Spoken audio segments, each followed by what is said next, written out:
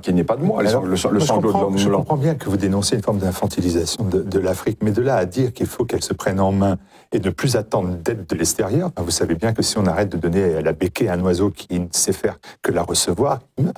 Non, mais l'Afrique, les Africains sont capables de vivre. Les Africains, à travers le temps, à travers l'histoire, ont montré qu'ils avaient traversé diverses épreuves. Le problème, c'est que nous avons imposé un mode de développement à l'Afrique. C'est cela. Développement, ce n'est pas la coopération. Quand De Gaulle a donné l'indépendance à ces pays africains, il ne leur a jamais promis le développement. Il leur a promis la coopération. Or, la coopération s'est transformée en développement. Qui dit développement par rapport à nos modèles.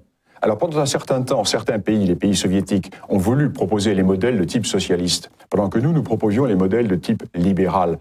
Tous ont échoué. Le drame, c'est que tous ces modèles plaqués sur l'Afrique sont des modèles qui sont des modèles étrangers à l'Afrique. Pourquoi ? Car ce sont des modèles qui reposent sur des expériences individualistes. Or, les Afriques sont des partis communautaires. Vous ne pouvez pas greffer des prunes sur un palmier, même si vous mettez 3 tonnes d'engrais. Le porte-greffe, ça ne fonctionne pas. Les Africains ne sont pas des Européens pauvres à la peau noire. Ils ont leur civilisation, ils ont leur façon de penser. Et ce qui est traumatisant pour l'Afrique, c'est de vouloir les considérer précisément comme des Européens pauvres à la peau noire. Alors, tous les modèles qui ont marché, entre guillemets, chez nous, doivent leur être appliqués. La démocratie, les droits de l'homme, le libéralisme, etc.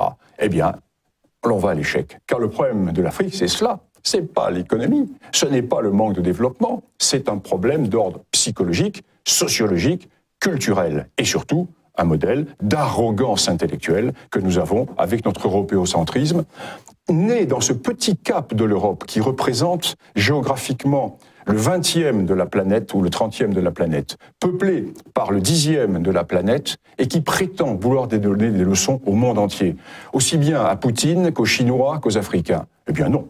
Alors, est-ce qu'il n'y a pas une contradiction quand même dans votre ouvrage ?